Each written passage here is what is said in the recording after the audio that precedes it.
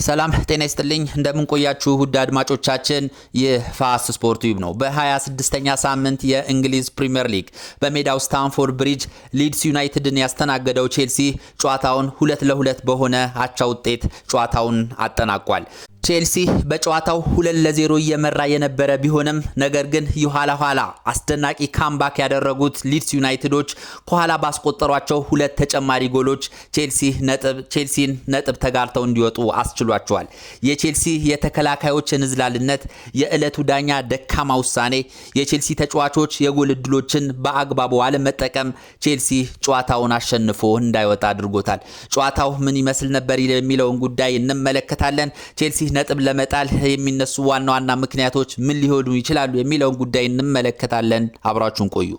ማክሰኞ ምሽት 4:30 ላይ በሜዳው ስታንፎርድ ብሪጅ ሊድስ ዩናይትድን ያስተናገደው ቼልሲ በሚያስቆጭ ሁኔታ አንድ ነጥብ ተጋርቶ ሊወጣ ችሏል። በጨዋታው እንግዲህ ከእረፍት በፊት በነበረው ጨዋታ አስደናቂ ብቃት ያሳየው ቼልሲ ጨዋታውን 2-0 ቢመራም ወደ መጨረሻ ኋላ በተቆጠሩበት ሁለት ተጨማሪ ጎሎች እንግዲህ ሁለት ጎሎች ተቆጥረውበት ቼልሲ ጨዋታውን እንዳያሸንፍ አድርጎታል። እንግዲህ ቼልሲ ከእረፍት በፊት 24ኛው ደቂቃ ላይ ጆ ፔድሮ አስደናቂ ጎል አስቆጥሮ 1-0 መምራት ችሎ ነበረ። እንደዚሁም ኮል ፓልመር 58ኛው ደቂቃ ላይ በፔናልቲ ጎል አስቆጥሮ ቼልሲ 2-0 መምራት ችሎ ነበረ። እንግዲህ ቼልሲ 2-0 መምራቱን ተከትሎ ቼልሲ ይህን ጨዋታ በቀላሉ አሸንፎ ይወጣል የሚሉ ሐሳቦች እየተሰነዘሩ ነበር። ነገር ግን 67ኛው ደቂቃ ላይ ያልተገባ ፔናልቲ የሰጡት የዕለቱ ዳኛ እንግዲህ ሊድስ ዩናይትዶች ፔናልቲውን አስቆጥረው 2-1 ጨዋታው እንዲቀጥል አድርገውታል።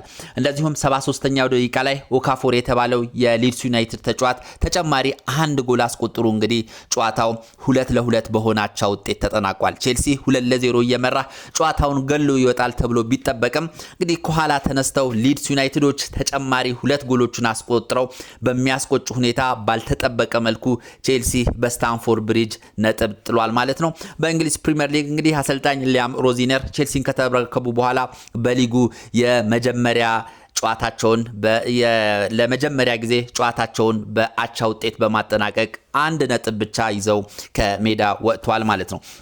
እንግዲህ ይሄ ለቼልሲ ደጋፊዎች በጣም የሚያስቆጭ ውጤት ነው። በጣም የሚያናድድ ውጤት ነው። ምክንያቱም ቼልሲ 2-0 እየመራ ነበረ። እንደውም ቼልሲ ተጨማሪ ጎሎችን አስቆጥሮ 3 እና 4 ጎል አስቆጥሮ ጨዋታውን ይገለዋል ተብሎ ሲጠበቅ እንግዲህ ባልተጠበቀ መልኩና ብዙ የቼልሲ ደጋፊዎችን ባሳዘነ ሁኔታ እንግዲህ ሊድስ ዩናይትዶች ካምባክ አድርገው ሁለት ጎል አስቆጥረው እንግዲህ ቼልሲ ውጤት ይዞ እንዳይወጣ አድርገውታል ማለት ነው። እስኪ አሰላለፉን እንመልከትና ጨዋታው ላይ የተከሰቱ ጉዳዮችን እንደዚሁም ነጥብ እንዲጥል ያደረጉ ክስተቶችን እንመለከታለን። አሰልጣኝ ሊያም ሮዚነር አሰላለፋ የተጠቀሙትን አሰላለፍ ስንመለከት ሳንቼዝን በረኛ አድርጎ አስገብቷል። ጉስቶ፣ አቾምፖንግ፣ ቻሎባና ኩኩሪያን በተከላካይ ክፍል ተጠቅመዋል። እንግዲህ አቾምፖንግን ለመጀመሪያ ጊዜ ነው በቋሚ አሰላለፍ ውስጥ የተጠቀሙት። በቦታው ፎፋና ነበር። ነገር ግን ፎፋና ተቀያሪ ወንበር ላይ እንዲቀመጥ አድርገውታል። ይህ ሮቴሽን የሚባለው ቼልሲ ላይ ተጫዋቾችን እያፈራረቁ የሚጠቀሙበት መንገድ ቼልሲን ዋጋ እያስከፈለ እንደሆነ የሚያሳይ ነው። መሀል ላይ ካይሴዶና ሳንቶስ ተጣምረው ነበረ። እንደዚሁም ፊት መስመር ላይ ፓልመር አለ። እንደዚሁም ኤንዞ ፈርናንዴዝ እንደዚሁም ኢስቲቫኦ ክንፍ ላይ ተሰልፈው ወደ ሜዳ ገብቷል። የፊት መስመሩን ጃኦ ፔድሮ እየመራ እንግዲህ ቼልሲ በ4-2-3-1 አሰላለፍ ወደ ሜዳ ሊገባ ችሏል። እንግዲህ በ4-2-3-1 አሰላለፍ ወደ ሜዳ የገቡት አሰልጣኝ ሊያም ሮዚነር ከረፍት በፊት ምርጥ የሚባለውን ቼልሲን አስመልክተውናል። የቼልሲ ተጫዋቾች ቶሎ ወደፊት በመጠጋት ሙከራዎችን በማድረግ እንግዲህ ከረፍት በፊት የነበረው ጨዋታ እጅግ አዝናኝ ጨዋታ ነበር። ቼልሲ በጣም ሻርፕ ሆነው ነበር እንግዲህ የቼልሲ ተጫዋቾች ወደ ሜዳ የገቡት። እነ ስቲቫኦ እንደዚሁም መሀል ላይ ካይሴዶና ሳንቶስ የነበራቸው ጥምረት በጣም ምርጥ ነበር። በተለይ ሳንቶስ እያሳየው የነበረው ብቃት እጅግ አስደናቂ ነበር። ፓልመርም እንደዚሁ በጣም ጥሩ ነበረ። እንዳጠቃላይ ቲሙ ከረፍት በፊት የነበረው ቲም ፍጹም አስደናቂ ቼልሲን ነበር የተመለከትነው። በጣም ተስፋ የሚሰጥ ቶሎ ወደ ጎል የሚጠጋ ሙከራዎችን የሚያደርግ የሊድስ ዩናይትድ ተከላካዮችን የሚያስጨንቅ ቲም ነው እንግዲህ ከረፍት በፊት የተመለከትነው። እንግዲህ ቼልሲዎች ተሳክቶላቸው ኮል ፓልመር እንግዲህ ድንቅ አሲስት ለጂኦ ፔድሮ አድርጎለት ጂኦ ፔድሮም እንግዲህ በአስደናቂ ሁኔታ ኳሱን ወደፊት ገብቶ 24ኛው ደቂቃ ላይ ከመረብ ማሳረፍ ችሏል። በጣም የሚያምር ቆንጆ ጎል ነበረ ያስቆጠረው እንግዲህ የፊት መስመሩ ተጫዋች ጂኦ ፔድሮ።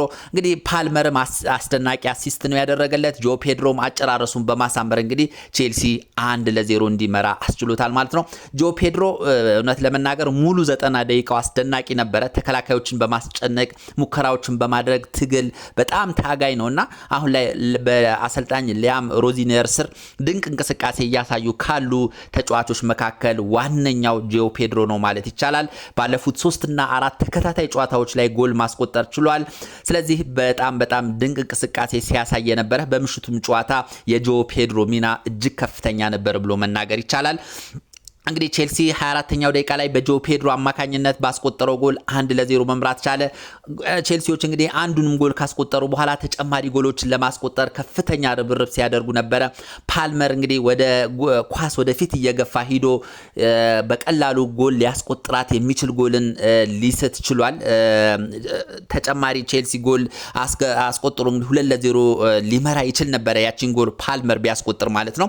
ነገር ግን ሌላ ተጨማሪ ሙከራዎችን ቼልሲዎች ያደርጉ ስለነበረ እንግዲህ የፓልመር ጎል መሳት ያን ያህል የሚያስቆጭ አልነበረም በጊዜው።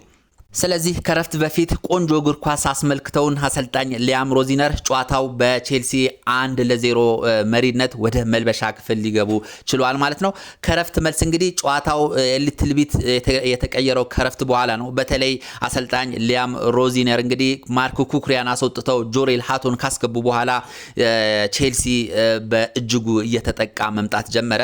ሊድስ ዩናይትዶች በከፍተኛ ሁኔታ የቼልሲ ተጫዋቾችን እየተጫኑ እንደዚሁ ጎል ለማስቆጠር ከፍተኛ ርብርብ ሲያደርጉ አስተውለናል። ነገር ግን ያም ቢሆንም 58ኛው ደቂቃ ላይ እንግዲህ አስደናቂ ብቃት እያሳየ የሚገኘው ጂኦ ፔድሮ ፔናልቲ ቦክስ ውስጥ እንግዲህ መጠለፉን መገፍተሩን ተከትሎ የሊድስ ዩናይትዱ ተከላካይ እንግዲህ ሳጥን ቦክስ ላይ እንግዲህ ጂኦ ፔድሮን ገፍቶት ቀጥታ የዕለቱ ዳኛ እንግዲህ ፔናልቲ ሰጥተው ኮል ፓልመር እንደተለመደው በአስደናቂ ሁኔታ 58ኛው ደቂቃ ላይ ጎል አስቆጥሮ ቼልሲ 2-0 መምራት ቻለ ማለት ነው። ይሄ እንግዲህ ለቼልሲ በጣም መረጋጋትን የሚፈጥር ቼልሲ ወደ ማሸነፉ እንዲጠጋ የሚያደርገው ውጤት ነበር የተመዘገበው። ብዙ የቼልሲ ደጋፊዎችም ቼልሲ ይህን ጨዋታ አሸንፎ እንደሚወጣ እርግጠኛ ነበሩ። ነገር ግን የማጥቃት እንቅስቃሴያቸውን አጠናክሮ የቀጠሉት ሊድስ ዩናይትዶች ቼልሲ ላይ ተደጋጋሚ ጫና ማድረግ ጀመሩ። በኳስ ቁጥጥርም የተሻለ ፖሰሽን መውሰድ ጀመሩ።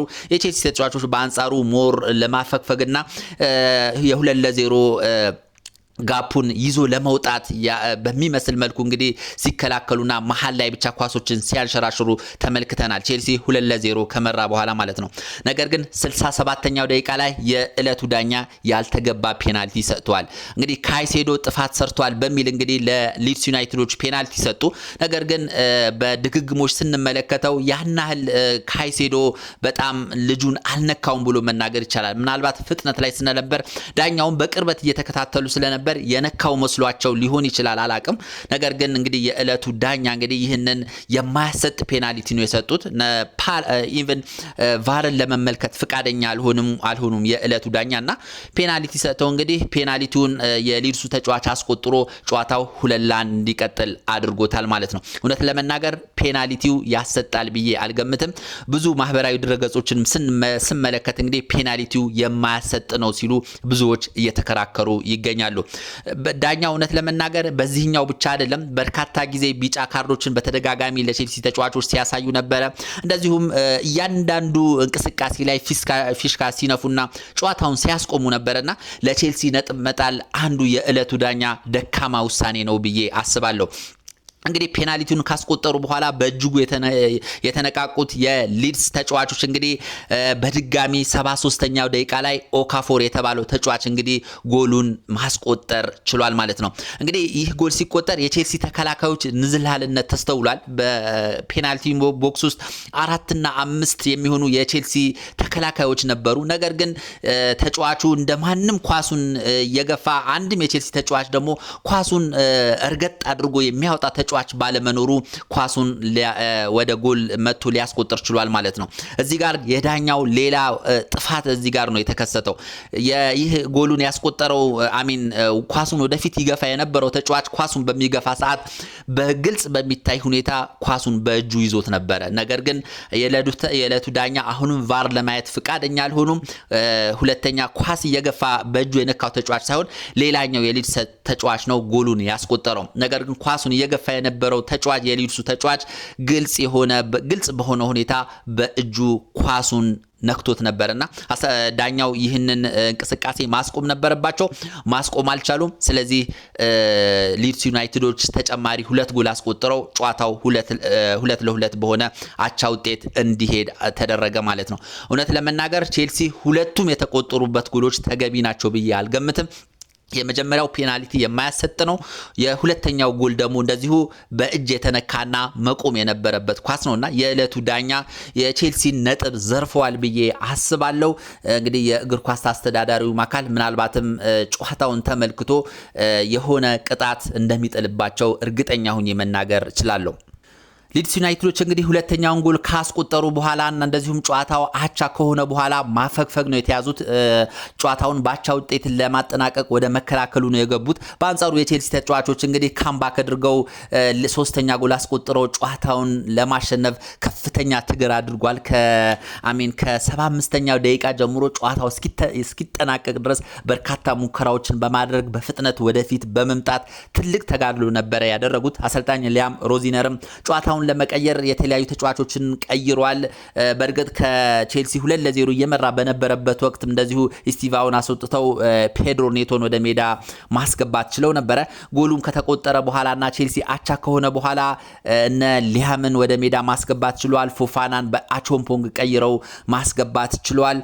እንደዚሁም ሌሎች ተጫዋቾችን ቀይረው ወደ ሜዳ አስገብተው ነበረ። ነገር ግን ቼልሲ ጨዋታውን ማሸነፍ አልቻለም። እንግዲህ ከተቆጠረበት ቼልሲ 2-0 አቻ ከሆነ በኋላ በርካታ ሙከራዎችን ነው ያደረገው። ጃኦ ፔድሮ አስደናቂ የጭንቅላት ኳስ ሞክሮ አንግል ያወጣበትን መጥቀስ ይቻላል። እንደዚሁም ሌሎች ሙከራዎች ተደርጓል። በጣም የሚያስቆጨው ግን 94ኛው ደቂቃ ላይ ፓልመር እንግዲህ የማይታመን ኳስ ነው የሳተው። ያንን በቀላሉ ደገፍ ብቻ አድርጎ ሊቆጠር የሚችልን ኳስ እንግዲህ መቶት ወደ ላይ ከፍ አድርጎ እንግዲህ ከአንግሉ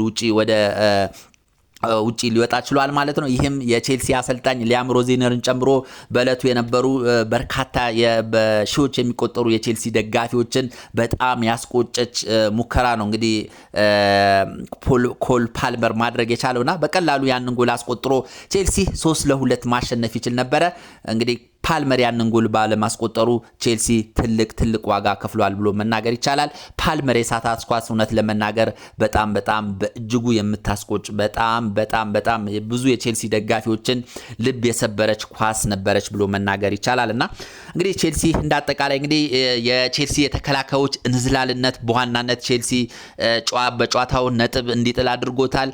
እንደዚሁም በእለቱ የነበረው ዳኛ ደካማ ውሳኔ፣ ሁለቱም ጎሎች ሲቆጠሩ ዳኛው በቂ ውሳኔ መወሰን ባለመቻላቸው ቼልሲ ተበድሎ ነጥብ ሊጥል ችሏል።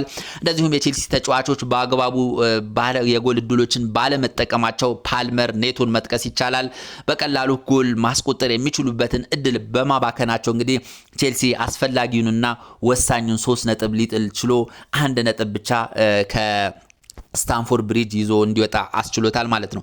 እንግዲህ ሊድስ ዩናይትዶች ለቼልሲ እጅግ ፈታኝ መሆናቸውን ቀጥሏል። በመጀመሪያ ዙር በሊድስ ስታዲየም በተደረገው ጨዋታ ላይ እንደዚሁ ቼልሲን 3-1 ማሸነፍ ችሏል። አሁንም በስታንፎርድ ብሪጅ መጥተው እንግዲህ ነጥብ ተጋርተው ሊወጡ ችሏል ማለት ነውና ሊድስ ዩናይትዶች ለቼልሲ ፈታኝ ሆነው ቀጥሏል ማለት ነው። አርሰናል ከዚህ በፊት ከአንድ ጨዋታ በፊት 4-0 ነው እውነት ለመናገር ያሸነፋቸው። ቼልሲም ያንን በመውሰድ ሊድሶችን ማሸነፍ ይችል ነበረ። ነገር ግን አሁን በነገርኳችሁ ዋና ምክንያት እንግዲህ ቼልሲ ነጥብ ተጋርቶ ከሜዳ ወጥቷል ማለት ነው። እስኪ አጠቃላይ የነበረውን ስታት ስንመለከት ቼልሲ 20 ሙከራ ማድረግ ችሏል። ይሄ ትልቅ ሙከራ ነው። ነገር ግን አንዱንም እንግዲህ እንዳልተጠቀሙ ነው የሚያሳየው። ከ20 ሙከራ ጎል መቆጠር የቻለው 2 ብቻ ነው። ነገር ግን አሚን ሊድሶች 4 ሙከራ ነው ማድረግ የቻሉት ከዛ ውስጥ 2ቱን ወደ ጎል ማስቆጠር ችሏል። ቼልሲ ኦን ታርጌት 4 ማድረግ ችሏል። ሊድስ ዩናይትዶች 2 ነው ማድረግ የቻሉት እሱም ወደ ጎል የተቆጠሩ ናቸው። ኳስ በመቆጣጠር ረገድ ቼልሲ ውጤታማ ነበረ 66% የኳስ ቁጥጥር ነበረው 34% ደግሞ ሊድስ ዩናይትዶች ነበራቸው። እንደዚሁም ኳስ በማንሸራሸር ቼልሲ የተሻለ ነው 603 ኳስ ማንሸራሸር ችሏል። እነዛ ደግሞ ሊድሶች 333 ነው። ቢጫ ካርድ 3 ቼልሲ አይቷል። ኖቲንግሃም 4 ማየት ችሏል። ኮርና ቼልሲ 4 አግኝቷል። ሊድሶች 1 ብቻ ነው ያገኙት። በእርግጥ አጠቃላይ የጨዋታውን ስታቲስቲክስ ስንመለከት ቼልሲ ፍጹም የበላይ ነበር። ነገር ግን እንግዲህ ዋናው 3 ነጥብ ነው። ቼልሲ 3 ነጥብ ይዞ መውጣት ነበረበት።